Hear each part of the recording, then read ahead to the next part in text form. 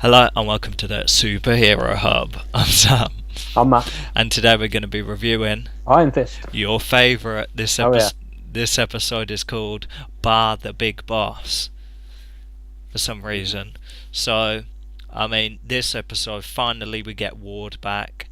He's in the hospital tweaking like a mother effer, and Bakuto just turns up, gives him a quick fix, busts him out of the hospital, and then I guess all this kind of master plan from last episode where they were going to freeze accounts and lure him out. They did that, and then kind of they're just sitting around waiting. Ward kind of turns up and tries to kind of be like, "Yo, Joy, it is a baghead," and then like don't trust him or whatever, and Harold's being all booky and stuff like that. It's like, oh, if you've got something to say in front of Joy, I'm sure you can say it in front of me. And then she's just like, nah, Harold. So yeah, then I guess Bakuto comes back in. He comes back in and kind of holds him hostage and wants Iron Fist there so he can capture him and do whatever with him. I mean, in terms of them, you've got him walking with Davos and Colleen, and then it's still like, oh, you can't trust her, and then he goes to smack her in the face. She's like, what? So he splits them up, and then he gets the kind of phone call from Bakuto, and then Joy ends up getting popped one time, and then it's like they've really Joy. I don't know why I'm dropping the ball with everything, but I mean, like, how dumb is she? Like, has she not noticed what an awful temper her father has? How many times has he snapped in front of her? He's smashed more inanimate objects than Iron Fist has. Oh, He's just dashing bottles about. stupid. He kind of calmed down, didn't he? So yeah, she gets popped, but because apparently Bakuto's a firearm expert and is weighed up Joy and knows exactly how she weighs and her bone density, he shoots her, but it's okay because it's only a through and through. So she's got half an hour for Iron Fist to turn up before I guess she goes into shock and something bad happens. So yeah, he is a biology expert and firearms expert, if you didn't know.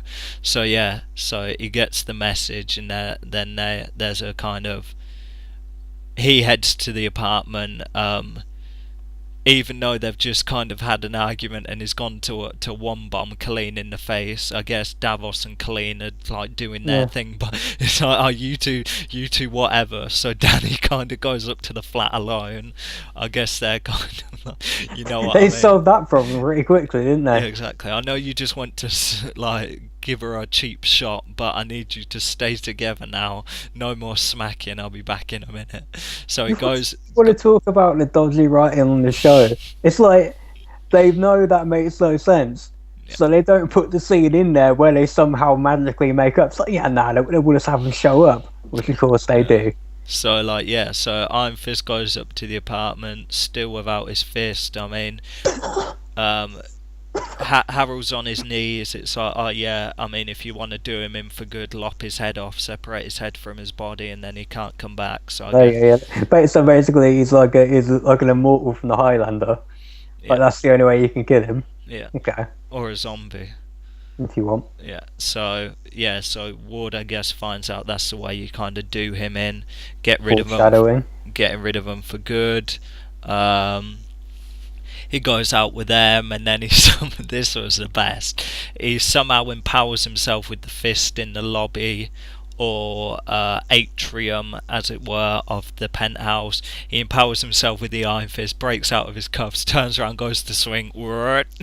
Bye bye. It's episode 11, episode 12, even episode 12 of the show, and he still can't punch someone with the goddamn Iron Fist. He tried to, but unfortunately, performance issues.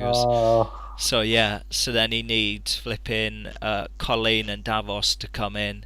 They come in, smack him around a bit. Colleen and Davos, who are way better than he is, and he's the hero of the show. Yeah. Exactly. There's a lot of flipping down to like back flipping and stuff like that. Those kind of kicks are cool, but yeah, there's a lot of blade catching as well. I'm just gonna Mhm. catch the blade with my hands like that, sandwich.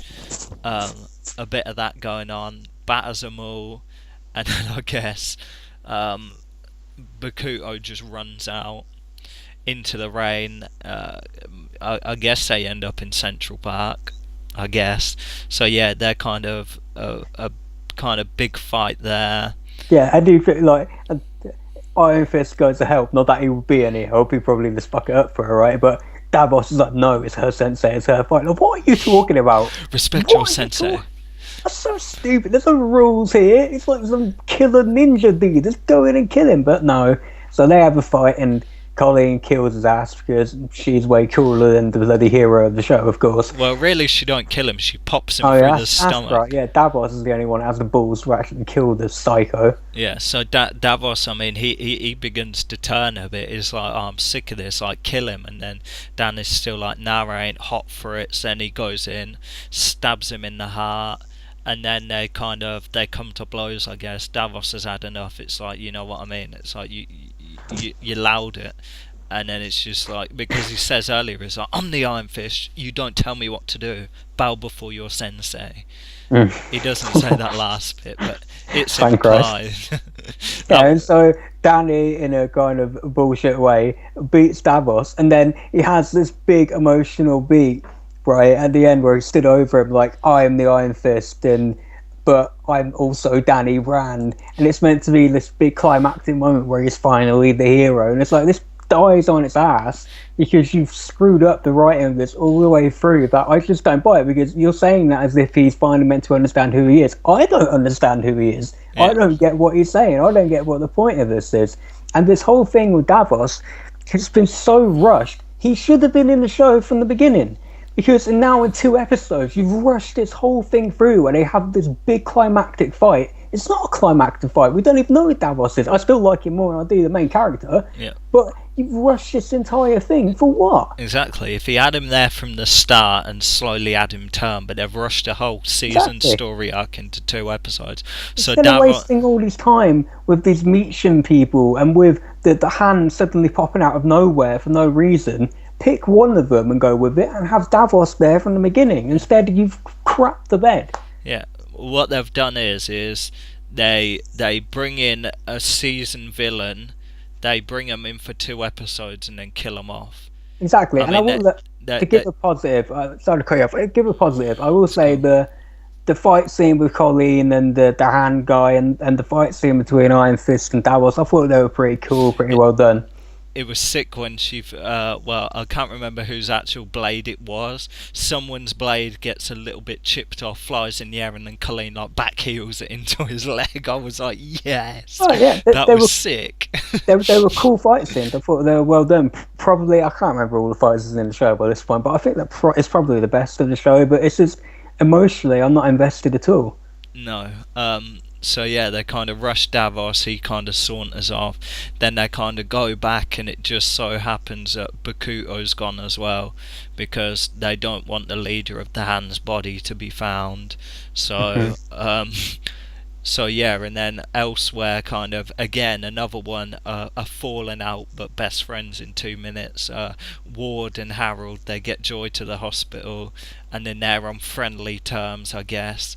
And then you've got Harold just walking around the hospital, like looking at all the sneezing people and like, ugh, you know what I mean, looking down his nose at them. I guess Joy's okay. So yeah, Danny and Colleen kind of sort themselves out. They're buddies. They mac out, you know, have a bit of a smooch. And it's just like, yo, I want going back to the dojo, you know what I mean? I want the quiet life, I'm cool, I'm trying to work out where I'm going from here. It's not said, but it's implied. So they're in the dojo, it's all cool, and then yeah, he gets a text message from Ward, get out now, you know, people are coming for you. What? Harold set you up. and then he looks out the window, and then a bunch of like police officers come in, they bang them out, because obviously these police officers run into the place, get smacked up, and none of them decide to like shoot. It's like, that's not the America I know. You know what I mean? Well, at least from movies and TV shows, no, certainly not. Yeah, exactly. It's like they're getting smacked up, and not one of them like even accidentally fires their gun. So yeah, they end up dashing out, and it's like the DEA, or the Drug Enforcement Agency. So somehow Harold's managed to set them up for some sort of drug indictment, and they end up running out and dashing down the street. So, there was also a kind of doofy moment. I mean, they stay there for a night, I guess, because Colleen wakes up and is like doing his little dancey thing to his whack tune, and this kid's got this kid's like lean. I was looking at him while he's doing his stretches, and I was thinking, I swear this kid's lost weight. Is like he's very lean. I was expecting him to be a bit more to him, but he's very thin and mostly muscle. He barely even has a six-pack. Yeah, but I suppose he doesn't really need it. He's got the Iron Fist, and he's not really meant to be like some super butch bloke. That's kind of Luke Cage's thing. Colleen has very small hands as well, because when they were like doing their like that, terrible. And they were about to touch hands, I was like, and they didn't, and I was like, what's going on? I was thinking, oh, Colleen has very small hands. I'm sorry, putting like some goofy ass rap song, whatever that was, over the top. Yeah, that was some batty tune. Yeah, you're not going to make it any better. That wasn't even, I mean, if it was a good song, yeah, but it wasn't even no good song. I was just thinking, what's going on? Something about jacking my man's liquor and drinking all the liquor. Where's the liquor gone? Or something. I don't know. That's my interpretation of the song. Before we hood music. Before we get to the numbers as well, it's like Davos in the beginning. That's adding to my frustration and agreement with Davos was he brought up a perfectly valid plan, which was to go get the hand, but Colleen's like, no, some of them are my students. Like, bitch, don't you remember that last episode where they were all trying to kill you? I think that's when Davos went to smack her in the face. Good. Let's go back to the compound and blow it up. I was thinking, what are they going to... Solid plan. What are they going to blow it up with? Who cares? This show don't care, does it? They got some random plot device from somewhere. Let them go get some explosives. Yeah. Alternative cut. Let's go blow up the compound, and then like next scene, it's just them rolling down the street with like an oil tanker, crash it into the building. I don't know, but yeah. So it kind of the penultimate episode of the season, and it ends with them two running down the street away from the police officers who ain't chasing them because apparently they've banged them all out. So it was funny as well because they run outside, they batter two officers, and then this random Chinese man's just walking past and don't even look. He's just literally walking along looking at the floor. It's like he don't even like look to the left or right or something to be like, yo, they're battering police officers. He's just like walking down the street like that. I was thinking, oh, okay then. I wish I could blindly ignore what's going on in this show. Well, I would have at least been like, yo, what's going on, you know what I mean? Or like grab their gun or something to sell on the black market. Let's talk numbers. The penultimate episode of the season, there was a bit of fighting. Yeah, you know what, I'm going to be generous. I'll give it a 7 for the fighting, but you know, it just kind of compounds my frustration. There was some cool stuff in the episode, but it's going to compound my frustration with the writing and whatnot because you're just not invested in it. It's completely superfluous, all of it, and nothing of the characters. You know what? You go. I've said enough. Even with the fight in 6, I mean, it's the penultimate. That's an accurate score. It's the penultimate episode. Like things are meant to pop off. There's meant to be like revelations where, to be honest, there hasn't really been a villain for the episode, but I mean, if there has, it's been Harold. So if there's some sort of confrontation in the last episode, this last episode is going to be rushed as. I forgot about my villain thing for a second. Yeah, we're back on it. Like, yeah. Who's the main villain? If there's going to be a main villain, it's going to be in the last episode. So I mean, it's going to be very rushed. But I mean, if it's rushed, at least there won't be like any like snore fest bits. It's like a TV version of Spider-Man 3. You know what I mean? Where you look around like, which one of you am I meant to be scared of the most? I don't know. I don't think they know. Yeah, it's like 13 episodes, real slow for 12 episodes, and then the last episode is going to be rushed as.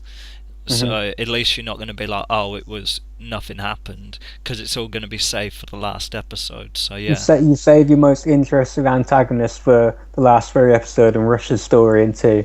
yeah. I mean, so yeah. Well, one more left. Yeah.